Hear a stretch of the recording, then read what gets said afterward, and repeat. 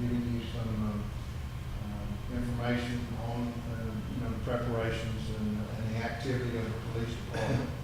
So basically, we'll take the course of the meeting. We'll take these these individuals come up and speak, and following that, and the whole purpose of the meeting was to get citizens' input, and that was where we planned for the bulk of the time to be. So this would be, I guess, time for questions about our preparedness, about our capabilities, or concerns. You may have in your mind what-if questions, and there's probably a lot of what-if questions that can't be answered, because the way you answer some of these questions that we have will be to go through this planning process and take these individual events and discuss our preparedness for them and how we could be better prepared. So that's really the course of the time, and appreciate everybody taking out from their time to be here. We think this is really important. Can you scan through there, Sonia? Sure. The next page. Whoops. Too fast. Sorry. The idea or the reason, the other way. The planning or the reason that can you take that all in one page? Yeah, I'm going the wrong direction. There we go. There you go. Is that too small now? Yeah, we can't read it. Oops, sorry. Sorry. Technical difficulties. Okay, Now, let's go to. Can y'all make that out okay? Yeah. Okay. Why we need a plan,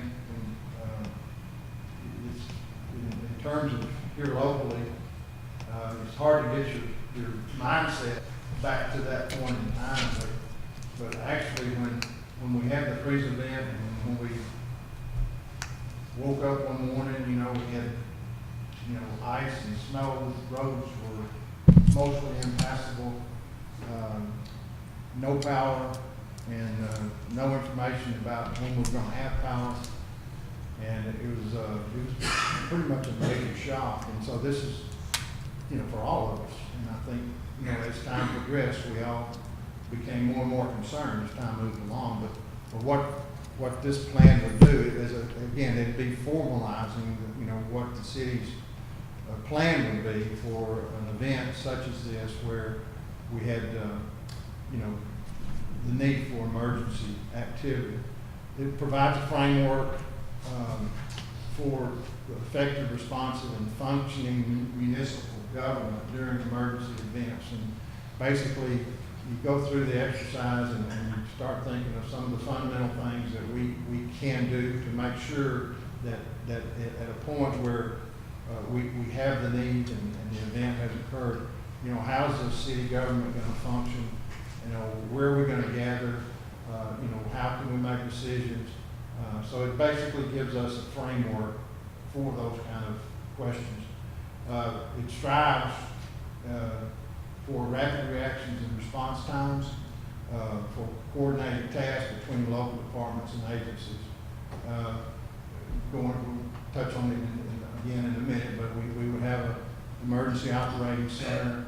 We have a director, and basically that would just be for the purpose of coordinating emergency relief activities. The communication is probably one of the biggest elements of the plan.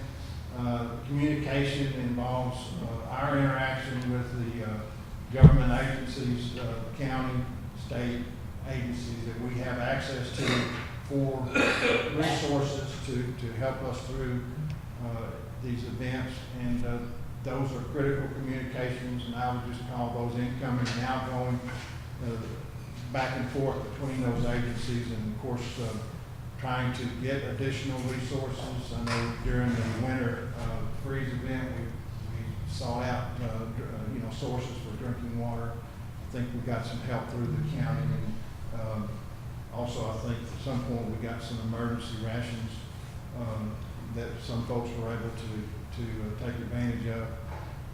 So the communication is really huge, and on the other end of the communication is how the city will communicate effectively with the citizens. And that's a critical need, I think, that needs to be there. And, you know, sometimes if it's only just a brief statement or whatever, but the people see, like maybe Savvy Citizen or, you know, search the website or whatever, that they can see that there is activity and help going on at City Hall. You know, it's helpful for citizens, I think. The final comment there, I think, is really the crux of the whole thing is that we will go through this process and we will have a formal plan. And it's going to be basically how these agencies interact with each other. And in the end, there's a lot of things that will not be in the plan that probably we could add to it, and that would be community involvement. And that would be where we consider possible things that could happen here. One of the things that I felt like that, you know, listening to different people was just knowing people out in the community who needed help, vulnerable people, shut-in people, people who really, even though they had a phone, you know, they could make a phone call, but then after that, they really couldn't do much to help themselves. And so identifying folks like that and checking on them, you know, we don't have the staff to, you know, canvass neighborhoods, but I think, you know, there may be ways within the community that we could have you know, some type of an SOS arrangement. And so, Simon, can you go to that next Oh, yes, sir. Sorry. page there? Yeah, this is a very, very condensed summary of what the plan would entail. It would establish an emergency operating center, and we've already, it's great timing that we've got a brand new, well-equipped City Hall, and we would, of course, designate this as the emergency operating center. Yes, So ma'am. you would have your EOC here and not at the police station? Correct. Yeah. That's the general consensus at this point. So, but yes, and then it was the EOC, which would be the emergency operating center. This would be the location. The location's got to be equipped with the technology and communication capabilities and be ready to operate for extended periods of power outages. So, you know, we've already had conversation, and we're going through the budgeting process.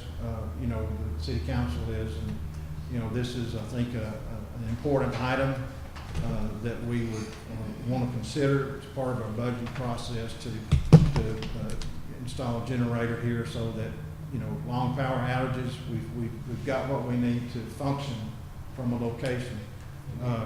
The staffing of the emergency operating center, of course, the executive staff, the mayor and city council, city administrator, and that would be the way that as we work through emergency situations, if there are decisions and approvals, funding, whatever you can think of that might come up that has to go through council, you know, then we would have a place to assemble.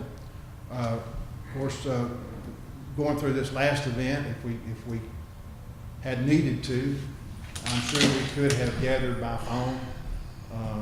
And of course, now we've got, and, you know, through the event, more and more people use Zoom for important meetings like that. So we've got many mechanisms that we can use so that we can be certain that the government is functional.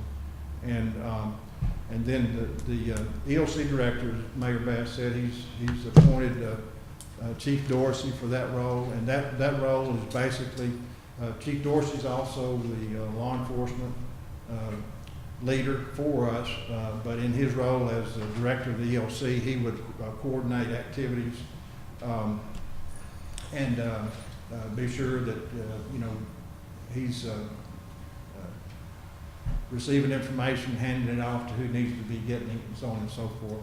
Plus, and then we have the operations folks, and that's the guys that are executing the elements of the plan, and we've introduced several of them to you already. So the other element is we would go through, as part of the plan would be hazard risk assessment, and that would just be where we just conclude, agree on the items that we're going to try to address. I had a copy of the arena plan, and I'll quickly read off, their items that they decided to plan for is transportation accidents, highway, rail, and air, hazardous material spills, explosions, leaks, accidents involving numerous deaths and injuries, petroleum pipeline leaks, explosions, tornadoes, flooding, high winds, hailstorms, epidemics, water contamination, civil disturbance, bomb threats, ice storms, earthquake. Some of these get a little, down the list, I should say, as far as likelihood, but prolonged utility interruption, which I think is front and center in a lot of our concern right now about our power grid. Believe it or not, nuclear warfare was another one, and the reason that that was mentioned in their plan was because at this time it was a trading house power plant was one possible target of a nuclear attack, and then the other one was SpaceX over at McGregor. So anyway, And Mark, also because of Fort Hood, because I was part of that. Okay, great. Yeah. So, I guess at this point, might just going down, Sonia, if you wouldn't mind, to the very end here, and we can maybe come back to some of these other things. Next page down. Yeah, as I Oops, say, that one. the current initiatives, the next one, yeah. Current initiatives, not finalized, but being Sorry. discussed. And certainly a lot will be added to these initiatives. One will just be, as I mentioned, equipping the emergency operating center with power generation. We've already designated, or we will, I guess, officially designate City Hall. Accidents, and then the county will count dispatches for fire calls, structure fires, grass fires, car fires, things like that. Over there we have 2 engines and a rescue truck and 3 brush trucks, and we're just putting in service a new water tender. Our main engine, we have 500 feet of 5-inch LDH, large diameter hose, 1,400 feet of 2.5 supply line. Each one of our engines has 2.5 inch attack lines. Our main engine has a 1.5 inch 100-foot attack line, and then we have 1 2.5 inch attack line. Yes, ma'am. What's the response time for AMR out there? AMR has really stepped up their game. We had normally when I get paged at my house, and by the time I get to the station, get the rescue truck and get on scene, 75% of the time they're already there. So AMR has really stepped up the game. We used to use Scott and White, and there were some difficulties. And the second question, does your rescue truck transport? No. We're just a first responder. We on that rescue truck we have to be a first responder organization with AMR. You have to have certain. You have to accept their protocols, and part of their protocols is they have a minimum equipment list, and we have that minimum equipment list on that truck, and so everybody that responds in that truck has to be state certified. Also on our engine, we have SCBAs for, we have 8 SCBAs on our main engine. On our backup engine, we have 3. We have forcible entry tools. The truck is NFA approved. We have 3 brush trucks for grass fires. Also on our rescue truck, we have Jaws of Life. We just were able to acquire some rescue struts and rescue equipment to stabilize vehicles. In the station, I'm kind of proud of our station. We've just got an extractor washing machine for cleaning our equipment, our PPE, and we also have a high pressure air compressor for refilling our SCBA's. For y'all that don't know, we just purchased a water tender, 4,000 gallon water tender, and it's coming into service within the last 2 weeks. So we're proud of that. We have 3 fundraisers every year. We have a chili supper in February, a fish fry in October, and we send out a donation letter in May. We have meetings twice a month, on second and fourth Tuesdays. One's a business meeting, one's a training meeting. We're always looking for qualified volunteers. We get a lot of help from the county, from the Texas Forestry Service. We're members of the McLennan County Fire Protection Association, and like I said, we're also a first responder organization with AMR, and our medical director is Dr. Taylor Radcliffe. Yes, sir. Yeah, how many firefighters do you have? We have about 17, 18. Of that, about half of them that you can really count on. Yes, ma'am. How many of your team is disaster trained? Or have they had that chance to take the disaster training or the emergency training? I know you're first responders, but when it comes to, say, a tornado hits us. Right. Or this freeze, y'all didn't have a lot of fires. I mean, you might have, but you went out to one where a tree was on fire and you said, there's nothing we can do. Gonna have to call the electric company, and whoever went out there walked away and left, drove away and left. But the words, we can't do anything and we've got a tree on fire and a bunch of trees going to another house and told there's nothing we can do, was kind of not the answer that resident wanted.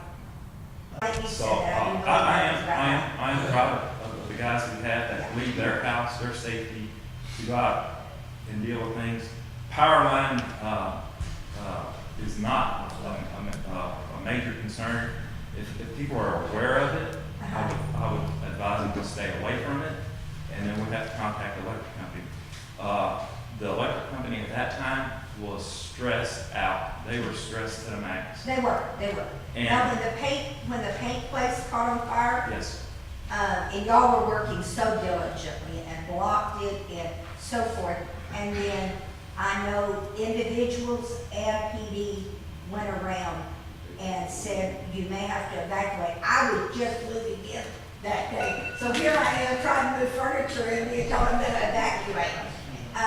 But I'm just, there's different scenarios other than the freeze. So when you And say- I would like to see Eddie have a couple of disaster volunteer trained and a couple of maybe the emergency, the ones that went around and we knocked on doors. We had elderly that had to be removed out of homes. Can we go on with the chief's presentation, Ron, and then we'll come back, and we'll Okay. have time set aside, and he'll. All right, thank you.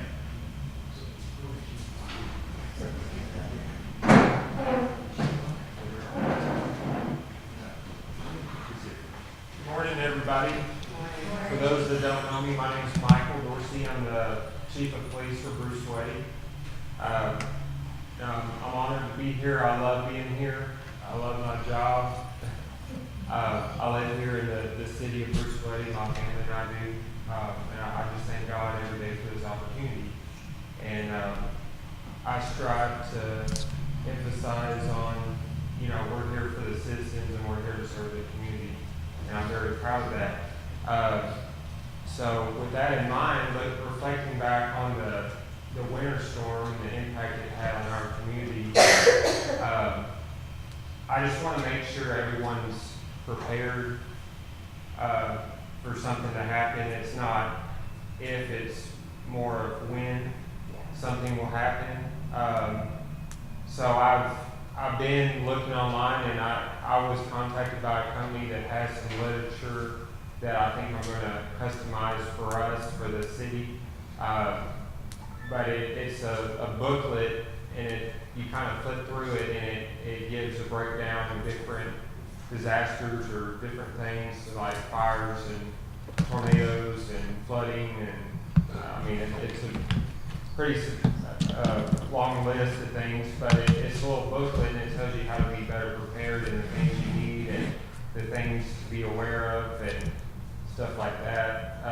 And then there's also a booklet that is called like My Emergency Plan, and it's a similar book that, you know, say if this kind of situation happens, and it has fill in the blank where you can write in things that's custom tailored for you and your family, just to get people thinking and to know what they need and kind of have their own plan in place tailored to them to help them better prepare and be mindful of what could happen.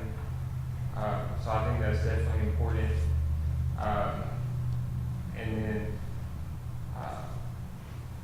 just having an open line of communication, you know, utilizing our Savvy Citizen or the website, or getting information out, I think is really important, so people don't think, you know, no one's out there doing anything. You know, having information out there and giving daily, if we can, giving daily updates or something, just to let people know what's going on, I think is really big in any disaster situation. But our biggest, thinking back on February and in the winter storm, our biggest downfall was our vehicles.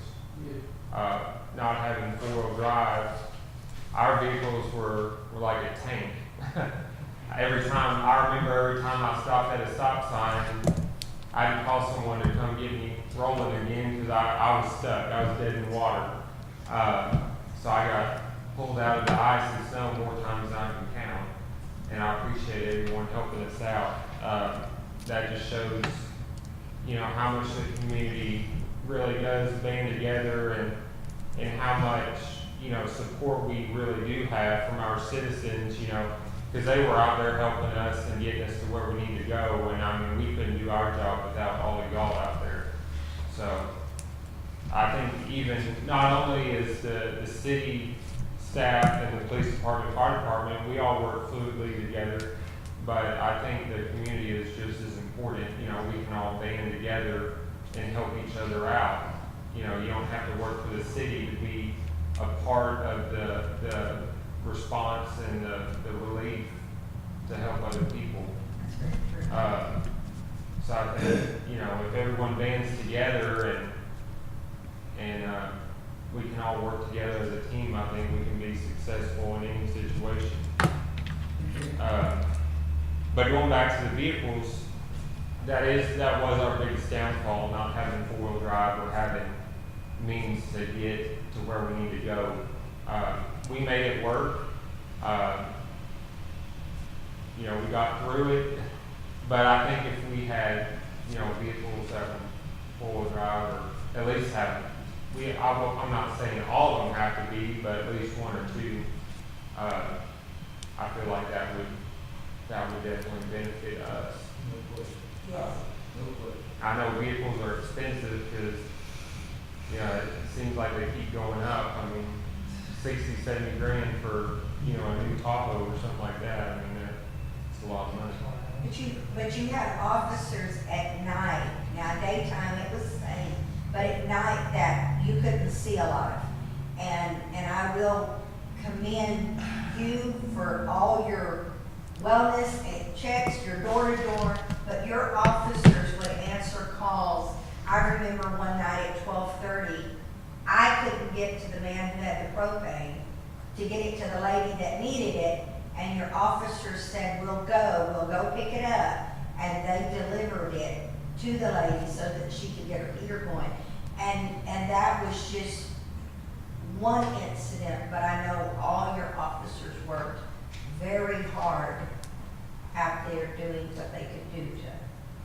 And my biggest thing, you know, when someone calls and they need help, you know, you're never gonna hear us say no. You know, no is not in my vocabulary when it comes to helping others, so, you know, I live here in town, and, you know, if I get a call at 2 in the morning to help somebody, I'm going. So, you know, I just want the citizens to be confident in us and know that, you know, if we can get to them and we can help them, we'll do it. So I think that's the biggest thing.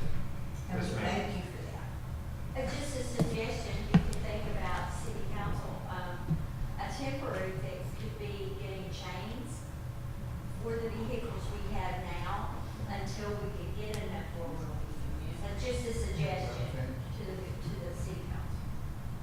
Another suggestion for you guys, if the Tahoes or the Explorers are too expensive, a lot of stations are going to getting Polarises and like quads, which actually is good not only for emergencies to get around, because it goes through the mud, the dirt, everything, but also for when you guys, if you have parades or crowds or anything like that, that's usually a better response vehicle than.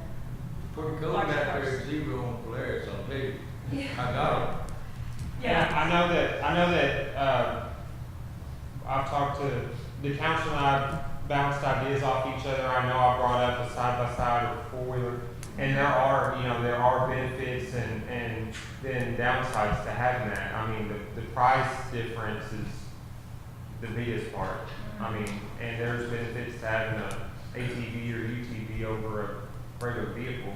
But then, you know, you have to just weigh the pros and cons and just, I guess, pick whatever we think is going to benefit us the most. But I do think that's a great idea to have one of those. It's just a matter of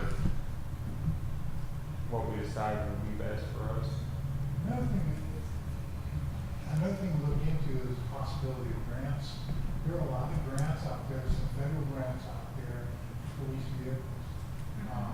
Back in the day, I ended up in a police car, where I couldn't get police cars because we didn't have the funds for it. But there are some grants. Right. And I'll keep my eyes open for grants. I know that I've looked on the website not too long ago, and there's really not a whole lot right now. But maybe during the start of the next fiscal year, there may be some out there that are available. And if there are, we'll apply for them. One TEMC has, and I was just reading about it again, they had a lot of money. I don't know how much they have now because it's been months, but they had a lot of money to give the local municipalities money for such things like a four-wheel drive or emergency response equipment, stuff like that. And I don't know if we even filed for that or tried. But it's still on their website that they have the money for municipalities to file for these grants for the ice storm. And that might help us. Are you good at applying and receiving grants? I'm very good at researching them. I've never applied because I've used GrantWorks. Now, how GrantWorks works is they apply and they get like a 1%. So if the counties or the city's going to get $90,000 grant, they're going to get 1% of it. Well, we can afford to give a 1% of free money. Yeah. So if we could hook up with GrantWorks, I actually have Jeremy's information, phone number, email, everything in Austin. Okay. But yes, I have worked with grants. Maybe you could bring that in. I emailed it to somebody, but I don't think I emailed it to somebody.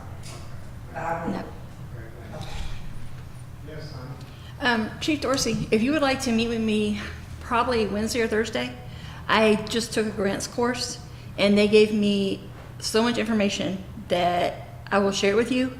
And then maybe we can look, because I know there was a lot of grants that were for different things for police departments. But to be honest, I haven't really looked because I don't want to overstep because, you know, I want to help you any way I can. Right. So if you want to get with me and we can go through and find what grants and we can apply. I mean, yes, 1% is not bad, but if we can work together, that's 1% more in our budget that we can keep. So we can get together like Wednesday or Thursday this week and go through and see what all we can apply for. I'm more than willing to donate weekends to assist any way I can. So just let me know if you're ready. And in answer to your question, I am willing to volunteer. Since she's taken the course, she knows all the ins and outs. If it's a matter of just helping save time and fill out applications and let her review them and submit them, I'm here. I know that she is always researching and applying for grants, and she received grants. Yes. I know she is good at it, you know. Sometimes it's time. Yeah. So. All the time, it's time. I mean, if you're like, just for example, I spent 2 days this week just getting the forms together for a $420,000 grant I just got the city. So it's always time. So anybody that's willing to do the research and the legwork that wants to contribute their time, we have offices that are vacant. You're more than welcome to come up here, use our computer, our paper, whatever. Any help that citizens are willing to give, I think I can speak both for myself and Chief Dorsey. We're more than willing to accept. And I'm more than willing to volunteer. Anytime. Okay. Yeah, Sonia is very busy, you know, all. I know.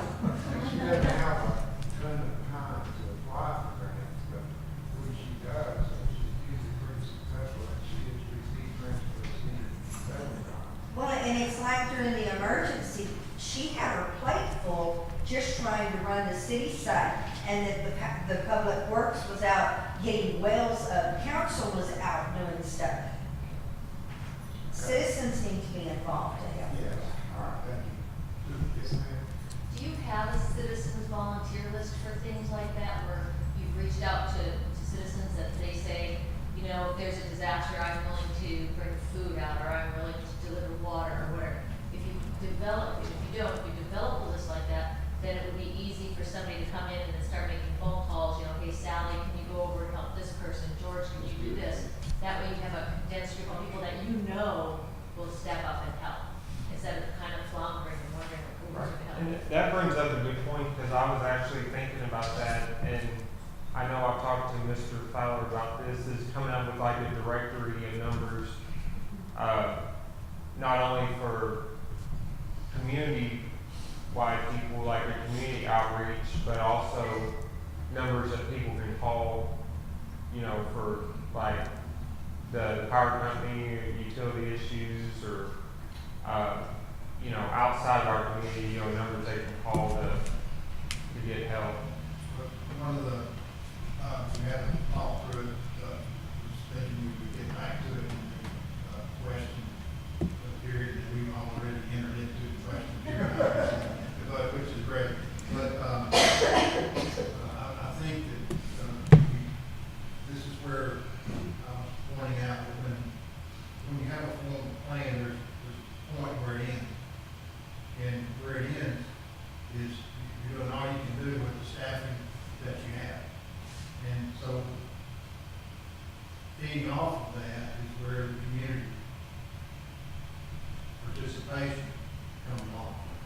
And I think we have a, you know, possibly just one, you know, one approach to that could be through our local churches.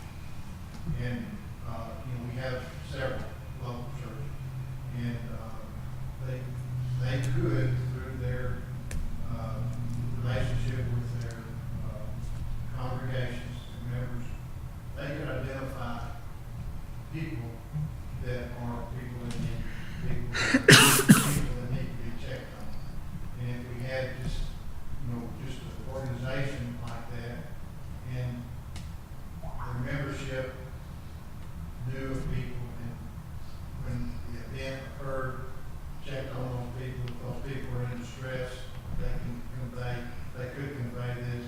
So I think just a little program like that, and I would just call it an SOS, a neighborhood SOS, or whatever you want to call it, where there would be a method where we would feel like we were reaching out to people who probably don't know how to reach out themselves. So, yes, ma'am. Have you done any CERT training?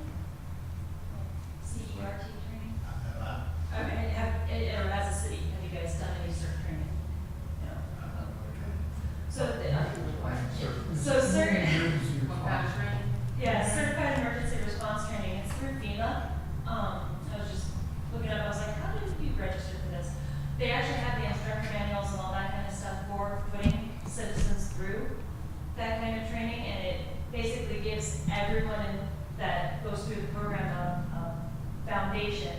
You go through CPR, you go meet with your fire department, your police department, and it's a citizen's response, and that kind of gives you the people who have the basic training on how to respond to a bomb, a hazmat, a train derailment, things like that. It gives you that foundational knowledge of how to set up an EOC and everything.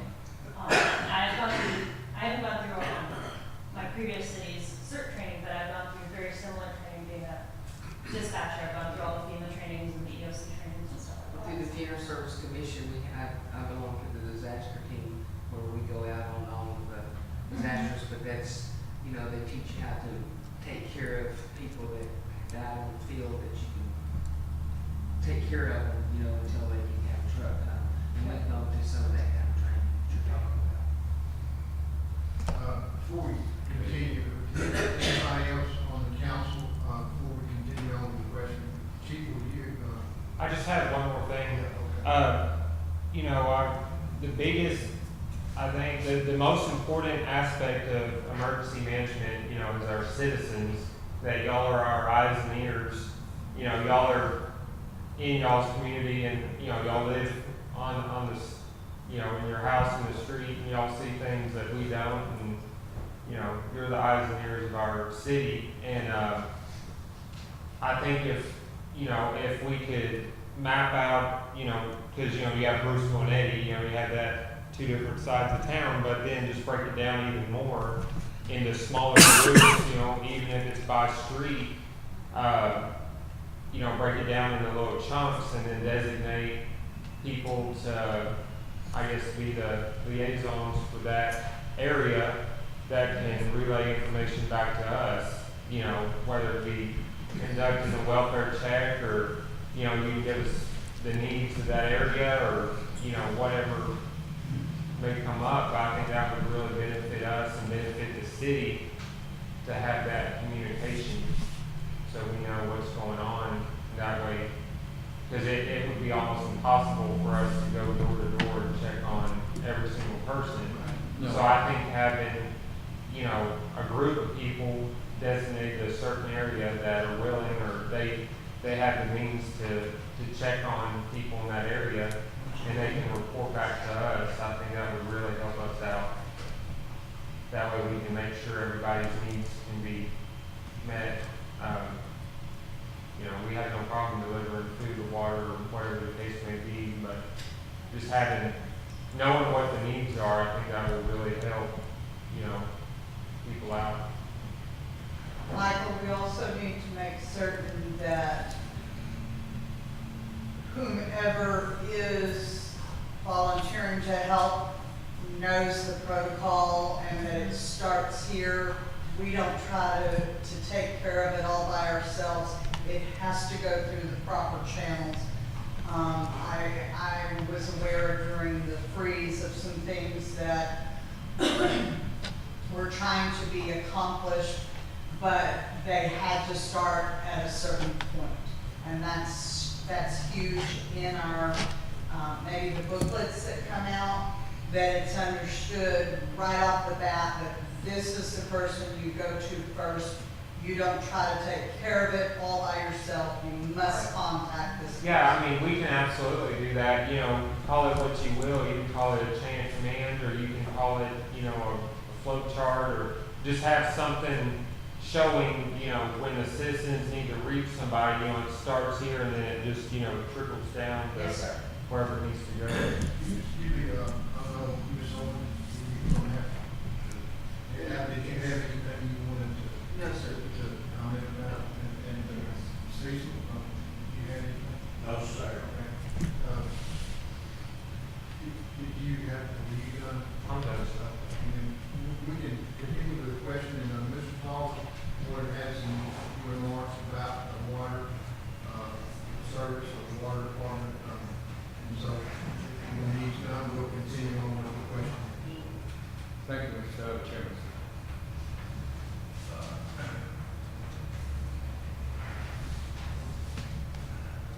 Since Mr. Sprouse is not here, and, I'm familiar with the water. I served on the water board here 18 years, and 2 years on city council. Watched the system built as a young boy. So I hope what I'm gonna tell you will be helpful to you. I live on Franklin. The reason I'm gonna tell you that is because the well right behind my house. The elevated where the water maintenance is a main pressure storage. It comes down, Hudson Way, it comes down my street. Now, I was out a lot, electricity like most of you were at different times. Didn't really make it how long, but a long time. But in fits and spurts, I would have electricity and I would be on Facebook for the information from the community and the city of what's going on, especially the water. The TCEQ, government water system, public utility, period, requires that the city have alternative backup systems to keep you in electricity or the well of the pump, whatever it is. But huge generators are very expensive, so you can have alternative systems. That means if there's another water system close and it has the lines and the capacity you can hook into it, if you can maintain the same pressures and gallons per minute that you get. Plus, the utility companies, you know, some of these people live here going never had it. Once they fixed the limbs and lines, then it was rolled. Some people never got rolled, and some people got a long time.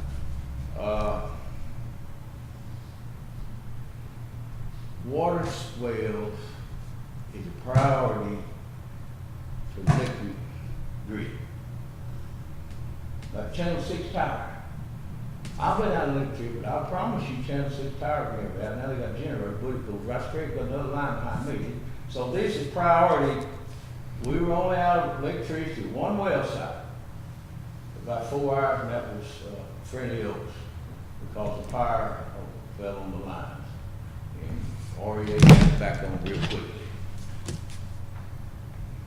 In the meeting we had, many water systems throughout this county had problems, including us.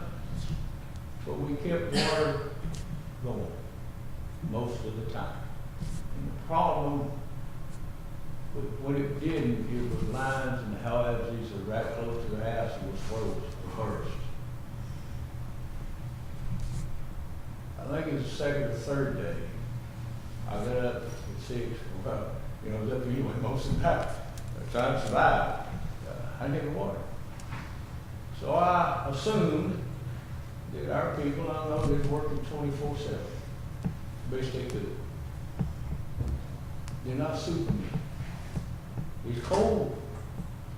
I know a farm ranch 30 years. This is nothing new to me. I had cows, it didn't make any difference, but the difference was I was 40-something, still 74. But I was out every day except one, at 4 drive. I go water lines, I look for leaks, and the way you do is you 10 inches of snow, which is a big spot that's melted with steam.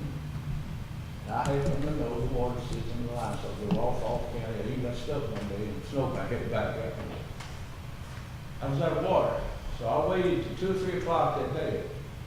And finally I called Jimmy. He said, where is it? I said, I don't know. I just know what I see is people in different areas out of water. I'm out of water. If I'm out of water, there's nothing out of water.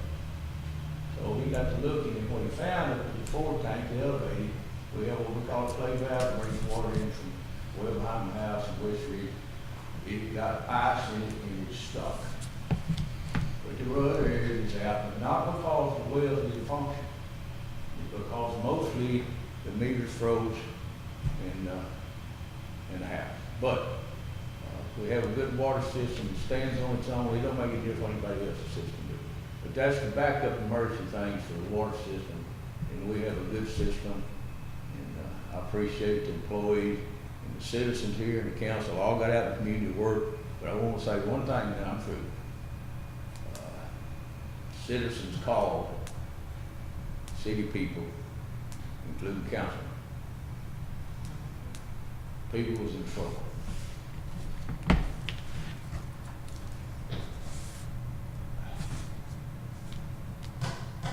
Two of your councilmen risked their lives because the citizen had made this call. 90-some-year-old people were free to live, couldn't eat. Mr. Fowler, Mr. Wiggins, and I went along as well to drive, I couldn't do much. We checked those people out there a long time. Mr. Fowler and Mr. Wiggins, I was there, they put them in the car and they hauled them to the shelter. Mr. Dorsey said, this is important, I'm wrong. The citizens pitched in any way they could from all over, including council and the mayor of different people. I'm proud of them. Nobody knows that, and we don't even know pat on the back, but I want you to know that. And the citizens picked up, carried wood and water, and helped the people as best they could. The government was swamped, including our people. The answer is helping each other the best you can. I thank you for allowing me to say something. So we, want to just hand it off to anyone who wants to question any or comment on anything. That's all we can say. Anybody have anything they want to ask other than When you were talking about like the neighborhood SOS, I think that would be great because the neighborhood watch and the community outreach program, volunteers that help distribute food, and Chief Dorsey is a big volunteer with our community outreach because he does know the people in this community from door to door. He may not knock on door to door, but he knows the community. And the volunteers will step up. If we can have a emergency SOS group similar to the neighborhood watch, who is the first contact to chief, whatever that area, if it's Horseshoe Bend, that neighborhood watch coordinator, which is myself, I call Chief Dorsey, give him the information, and he goes and checks on it. What you and Ricky did, responding immediately to that issue, was all because a citizen called in from that neighborhood watch and said, we have a problem around the bend, and y'all came out and took care of it. And that's what we need with that SOS. So if y'all would consider that. Secondly, she's talking about CERT training.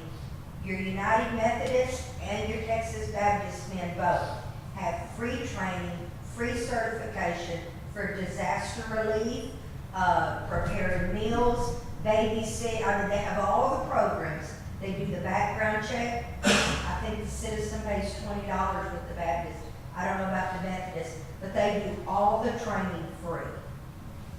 So if we can get people involved, we can have people help back up this program. If we want to volunteer for this issue, who would we contact to give like our name and number? Would it be? it's okay with the mayor, I offer myself up for that. I'm in Estro on a house down the road, and so I'd like to. You work? Huh? Where you live? Fingers crossed, if escrow goes through in 14 days, I'll be on Hungry Hill. So, Yes, ma'am. I think on the website, city website, I think our email addresses are on the city website. Perfect. And, we're happy to give you my number, but I think, to make this, one of the things that we all agree about is we don't want this plan just to be a formal document and that's the end of it. We'd really like it to be something that the community is proud of and that we feel like we really got some things in place for those times when it's just us. It's just us. So rolling down a document, you go along with that. It's gonna have to be updated every year. Of course, obviously, there's emergency numbers, there's individual cell phones that have to be updated every year, and then, names would change in terms of city offices and, city council and that kind of thing. So it would need to be updated on a daily basis.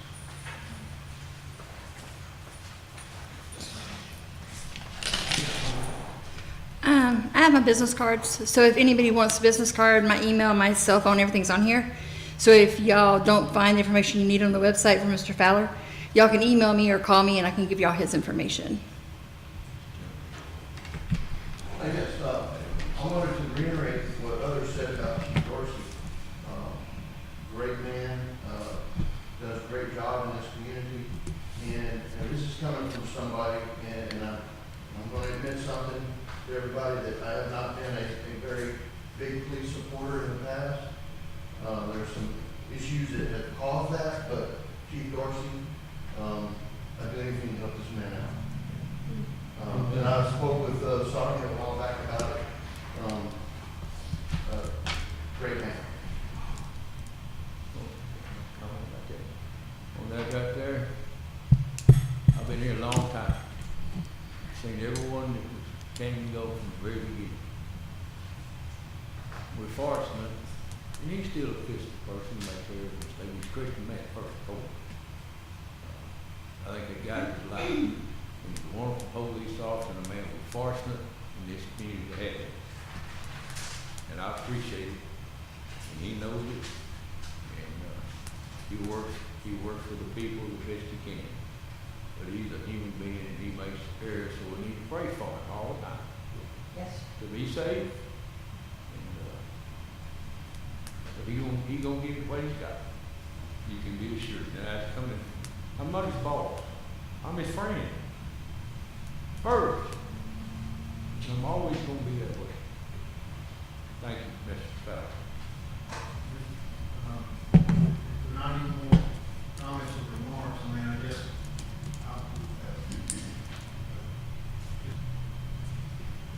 let everybody know that this is kind of a first step for us.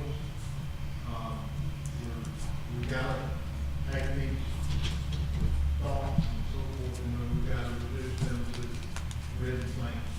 But while that's kind of a upfront need, the greater need, I think, is the citizen involvement program. What can we do through our churches and our businesses that will help us, better connect with people during emergency situations. And with that, I want to thank everybody for being here. Mayor, I'll pass it back to you. Thank you. I'd like to thank Mr. Fowler for doing all this. I had been aware of this in the Hamlet, and you've done an excellent job. You spent lots of time. Yes. I reiterate that. Mr. Fowler is work, very knowledgeable, and new people to get a hold of and contact. And, his friend, I'm proud of what he's done. Not with our own council, and I thank you, Mr. Fowler. And I'd like to thank everybody that's come here today. We are going to do our best to have a good emergency management plan. Of course, our funds and everything, we can't go out and we'll drive or earn things or anything.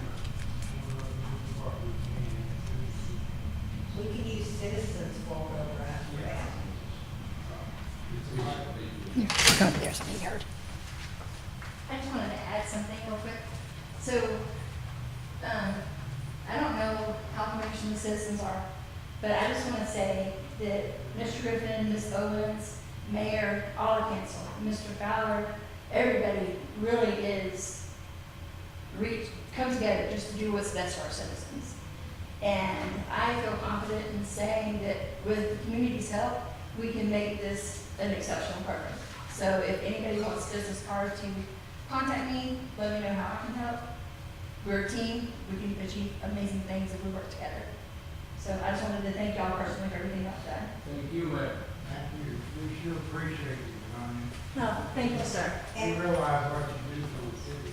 and Mayor, I would like to add, I want to thank all the council, our fire department, our waterworks, the chief, through everything. The 2 years I've lived here have been great.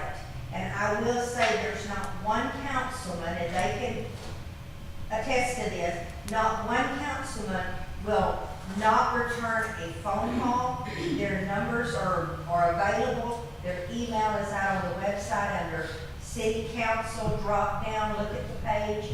They'll answer the emails in a timely manner. You've got a great team up there. And we as citizens need to utilize that. Anytime Sonia gets an email, you get an email, they are answered promptly. Thank you, ma'am. I'd like to say 4 hours later, sometimes, when are they gonna answer me? And then pop, there it is. I understand you're all busy, so. But if you want to talk about that, how many times have I showed up out there after work on your street to take care of business? After hours. We had trees down on our road, and we waited, and a citizen was out there cutting that day. I went and got the little four-wheeler, and I got the, what you call that tree cutting thing on a handle. Anyway, I went in the garage and got things, and I called Sonia, and she came and helped also clear brush and get the road clear. And that's saying a lot for our administrator. I might be out there in high heels, but I'll get it done. At 6 and 7 o'clock at night. So, She's does a wonderful job, and she works constantly. She's really all the burden of this work. I don't see us get this one now. But, she's so far, I'm proud of her. And I'm really glad that Chief Dorsey is the best chief we have ever had. ever. It's not 10 years back from then, too. We